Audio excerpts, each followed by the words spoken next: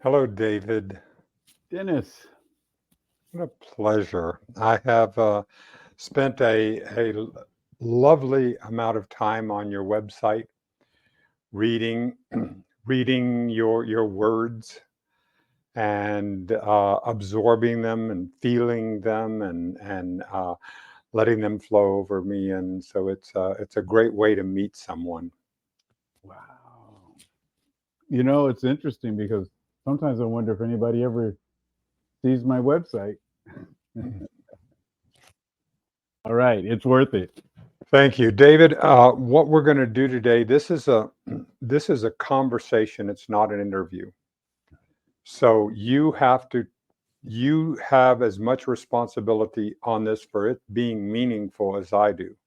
Okay. So if you get an idea or you get an inspiration to take the conversation in a certain way, grab hold of it and go. Sounds good. No subjects off limits, all subjects on limits. Let's do something meaningful today. Let's do it. Yeah. You know, I asked Renee if she would start this. There was a poet that I met one time, and he did this particular prayer, and I thought we'd start it this way and see what you think. Wish I had loved you many years ago. I would have loved you like Ellington loved jazz and Bearden loved scissors. I would have loved you like Langston loved Harlem and the blues loved Muddy Waters. I would have loved you like Douglas loved to read and Garvey loved parades. I would have loved you the way Zora loved stories and Du Bois loved suits. I would have loved you like Lewis loved boxing and Mahalia loved to sing. I would have loved you the way Carver loved peanuts and Wheatley loved poems. I would have loved you like Jimmy loved Lorraine and Ozzy loved Ruby. I would have loved you like King loved Jesus and Malcolm loved Allah. Divine love. I guess we're done.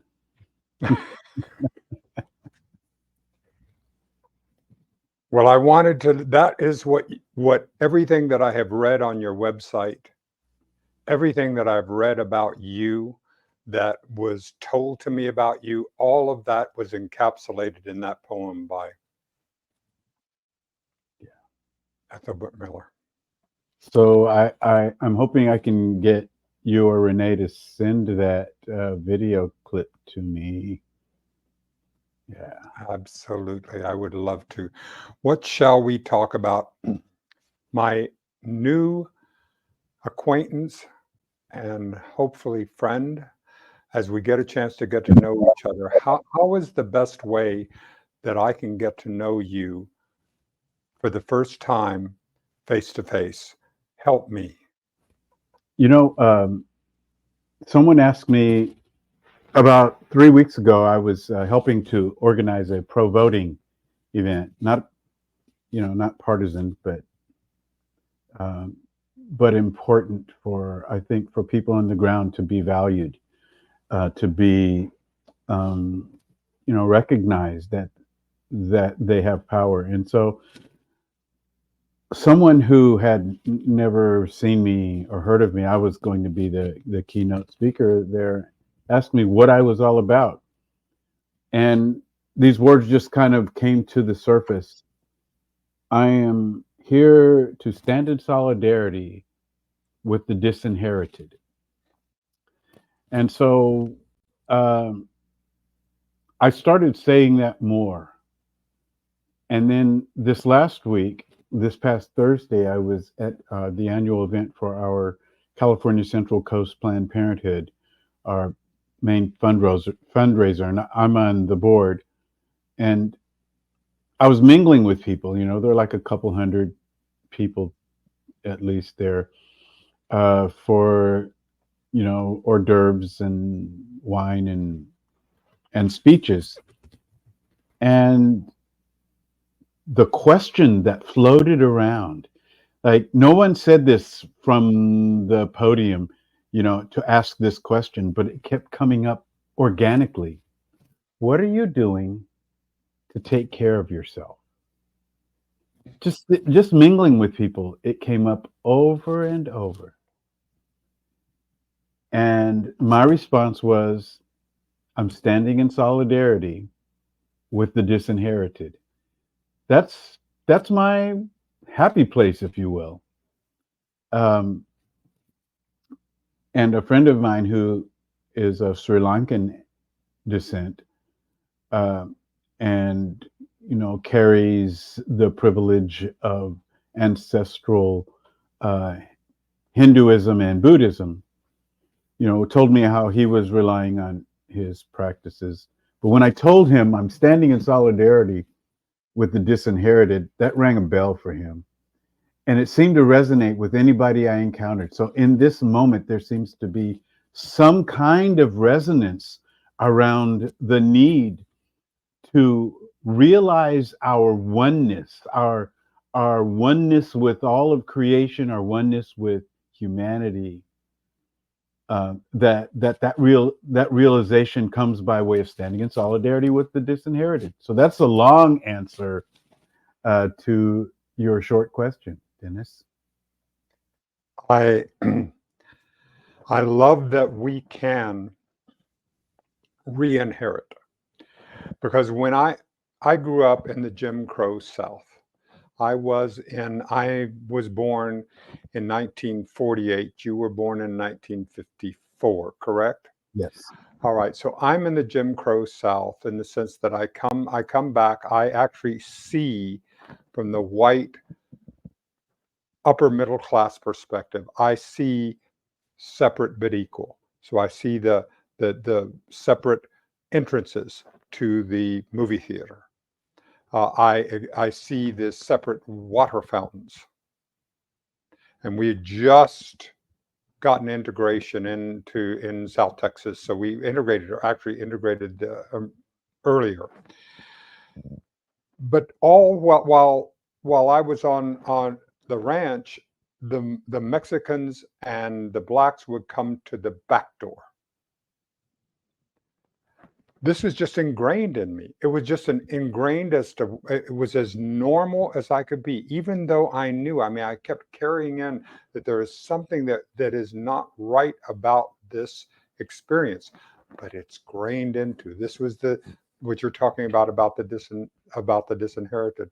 So we're coming through this. We're in the United States, we're coming into a racial, into this multi-ethnic, multiracial, beautiful society, but boy, is there some pushback. Yeah. So what you're saying now makes me think of, and maybe, well, I think about it all the time, but I just left a conversation with a friend of mine who's an author whose book just came out yesterday. The title, her name is Linda Kikivis, and she did her dissertation from the West Bank. She'd studied there, and the title of her book is Palestine 1492, A Report Back, from what she has seen from 500 years of the struggle for life. And what you're saying to me reminds me of something she said. She says, I have compassion, speaking of Israelis. She said, I have compassion for people who have been told that the world hates them for generations. And I think that maybe, Dennis, your orientation to the world in your youth, and being challenged to help form a different kind of society and different kind of world, which was it was in contravention to your ancestors, and that's happening. Well, with if not now, not in our name, Jewish Voice for Peace. They're saying things that a lot of parents weren't seeing. and it's causing a rift in the community. But it's Exactly. not a rift in their communities. I think all of us have to come to a place in life where we're going to decide whether we're going to listen and heed the voice of people who are younger than we are, or if we're going to maintenance a system, whether we like it or not, we, just engage in apologetics because we don't believe the world needs to change because it sounds too rupturous. Yeah. I agree. I was watching Ali Valshi, someone I admire, and he had Ta-Nehisi Coates on this weekend, and Ta-Nehisi was talking about, with all that happened during Hamas's attack on Israel and the work that they're doing, but when he was going through in Israel, he was getting a chance to see how in Israel there is a modern day apartheid with the Israelis on how they are treating the citizens that are within Israel, and that the Palestinians are, and it rocked me because I had not even these awarenesses. When do you continually get awarenesses, David, that you sit there and then suddenly an entire this happens to me all the time. And suddenly I go, oh, I'm seeing things from a different perspective. A Course in Miracles is something that has really resonated with me, and the definition in A Course in Miracles is a change in perspective. That's a miracle. Show me another way of looking at this. Now, anything that happens after that is a prestidigitation out of my control. It doesn't matter. But that opportunity to see something in a different way, through a different lens, changes everything.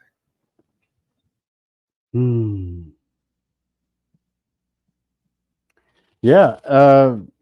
This takes me back to my conversation with Linda Kikovic today, when she was talking about the obsolescence of our oppressive capitalistic Western system, nation states in particular, the idea of the nation state. And she said something like, because I was asking her, how do we change this? How do we create something different? And she said, you start by making sure everybody sees that the way things have been is not appealing. And the more we recognize that this is passé, then it sets us up to be able to expect and build and develop something more humane and more sensitive to our environment. Yes. So we've got to figure out ways to help one another see that this is not ideal, that this is far from ideal. Yeah. So, I've been kind of like you, kind of paying closer attention in this moment to Ta-Nehisi Coates, his interview tour, wondering how long. Oh boy, the pushback on the pushback.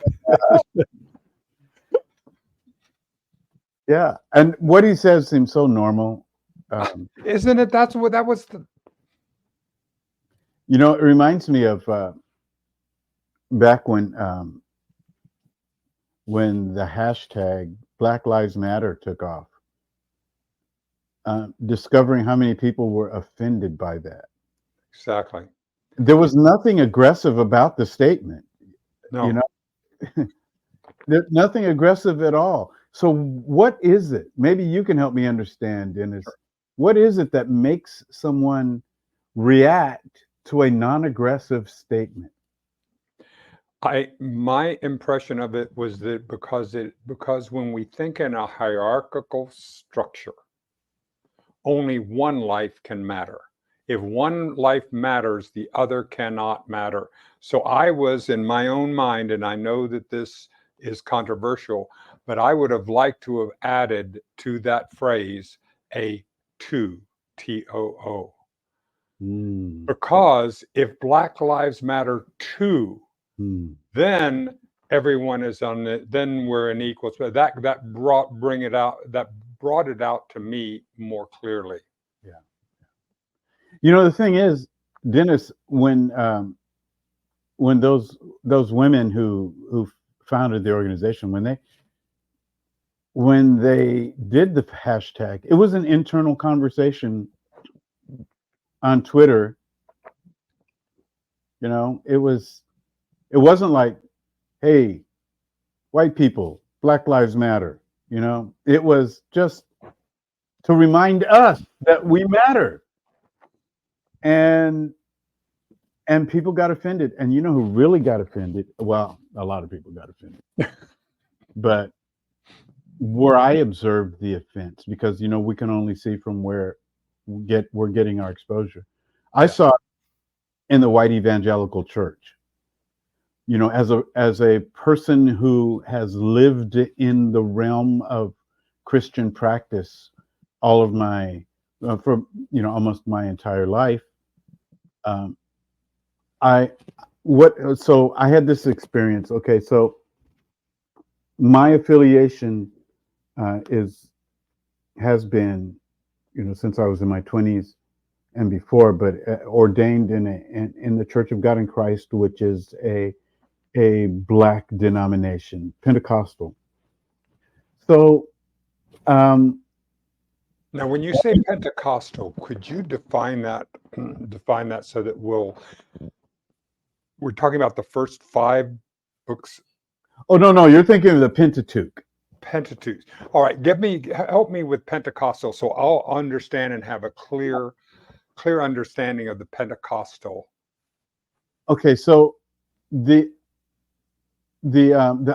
Pentecost existed before Pentecostals, and what I mean by that, it's a Jewish feast. Penta is in 50 days after Passover. It was a celebration of harvest.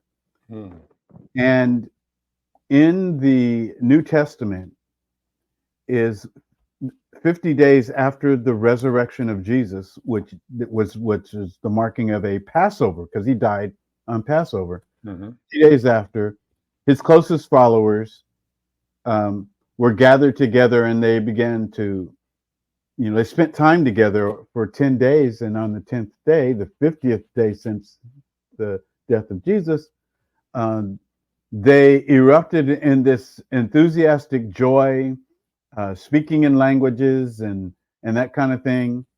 And that became something of the signature of a revived hope.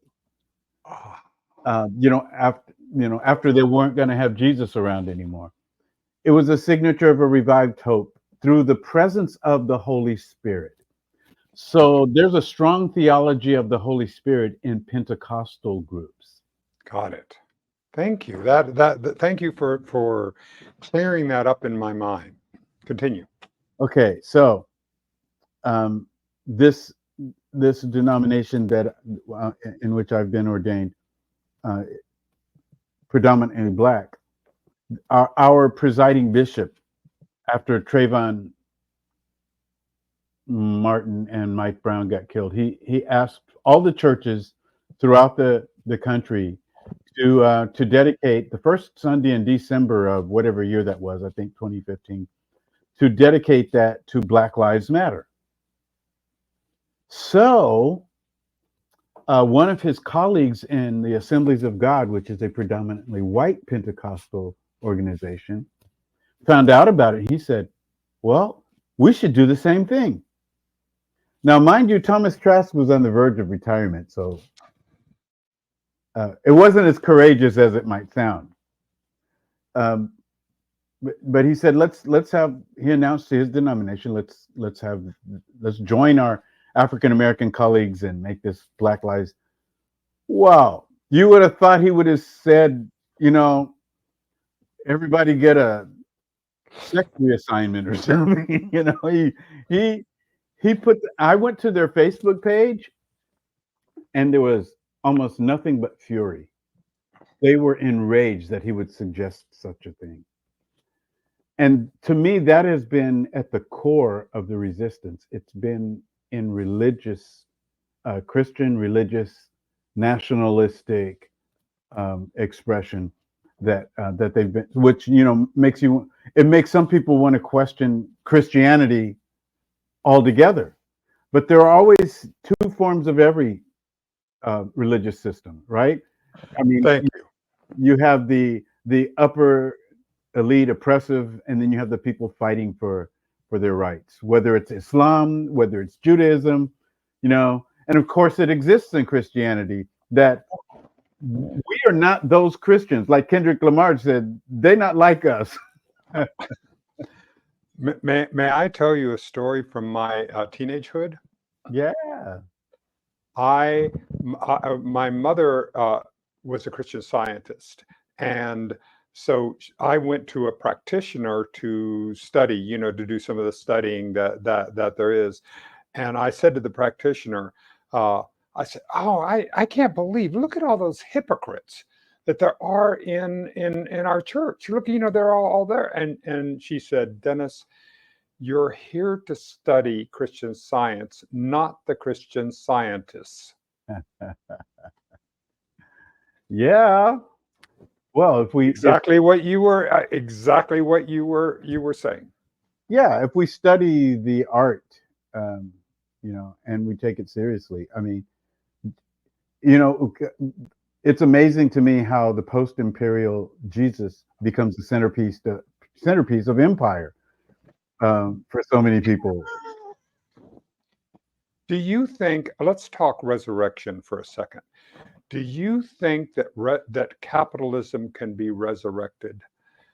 Is it possible to have a form? Because I've been, and I ask about this because a lot of what we're dealing with that I see in the election and things that are coming up as to what is, how are we going to deal with this? I mean, we have over 15 centibillionaires on the planet. That's over $100 billion. We have a deal of inequity, and so, but there's plenty to go around. Because I come from a white upper middle class background, because I've always been given the benefit of the doubt. Whenever I'm stopped by a policeman, whenever I'm going into a store, whenever I'm walking into a job interview, I'm given the benefit of the doubt. I get to start there. I always get to start there, and I know that I have it. So when I tell you that I want to resurrect capitalism, I realize I'm coming from a position of privilege. It's not so. Please understand that I try to understand that.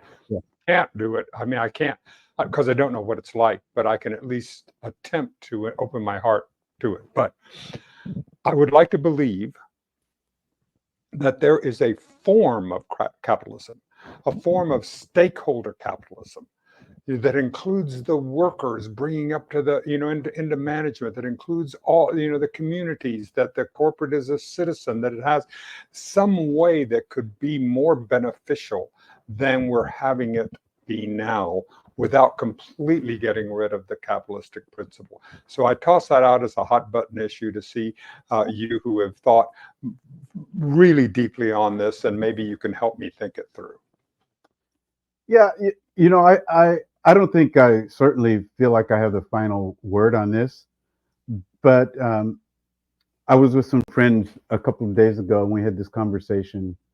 It's a very diverse group of people, and the conversation was on how generous and kind oppressed people have been to not always demand that we're going to burn it all down, right? To me, some of the most reliably generous souls are Filipino folks. But then it's not just Filipino folks. It's all people who have been excluded from the advantages of capitalism. I mean, the U.S. has destroyed the lives of the Filipinos. 700,000 dead in the Spanish-American War and the ensuing period. We're the only country to ever drop nuclear weapons, on a community. and we've done it twice. You know, there's tremendous violence being executed. I mean, our country is, I think, in 80 different countries with something like 800 military bases. And so to me, the system is based on violence. That is what the system is about. Mhm. I am so amazed at the story of John Lennon. When people ask me my theology, I tell them I'm a Leninist, you know, not Vladimir Lenin, but I tell them I'm a Leninist because I think it's the most amazing thing that this son of one of the bloodiest empires in history, who grew up in Liverpool in the shadow of a US military base, married a woman from the other powerful empire on the other side of the planet, Yoko Ono, and they collaborate on a song that sticks its middle finger out at empire and asks the world to imagine there's no country, and then it isn't hard to do, nothing to kill or die for, and no religion too. And this caveat I should mention that John Lennon was asked about no religion too, and he said that song was inspired by a Christian prayer book that Dick Gregory gave Yoko Ono. It wasn't that he was against religion, but against the idea of my God is bigger than your God, that kind of the competitive aspect of it, you know, not the practitioner aspects of, you know, peace and love. But the point is that here were two products of empire acknowledging that empire doesn't work. And the way that we understand empire is that there are, you know, it is capitalistic. You know, you mentioned, you know, growing up in Texas. I grew up in northern and southern California. Both of my parents grew up in Jim Crow in North Carolina. So I have always referred to myself as a child of immigrants because they were part of the Great Migration.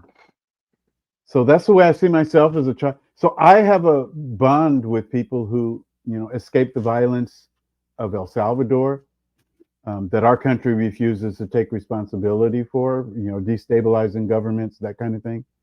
Venezuela, you know, Guatemala, and of course, Mexico. I think that capitalism is part of the problem.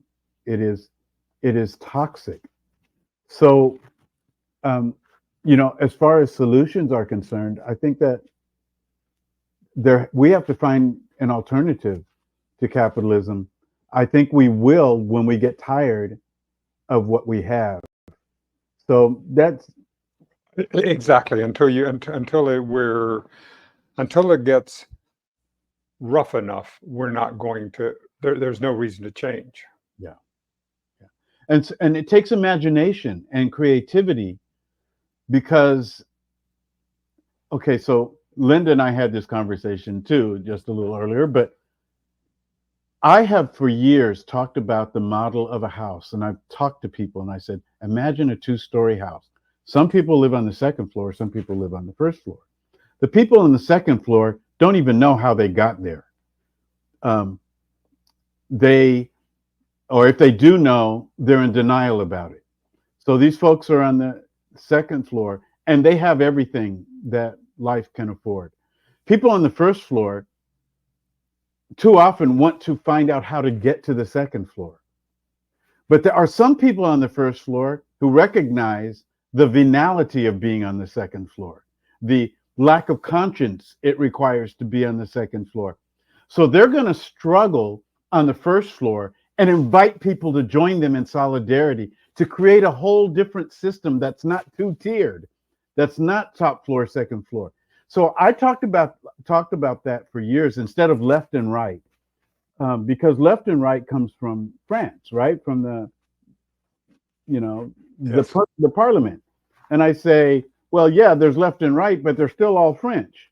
So there is not an othering the way there is in our system, in our society. Exactly. It has to be something different. We need something that's not two-tiered. We need to recognize that in our society, we don't have left and right.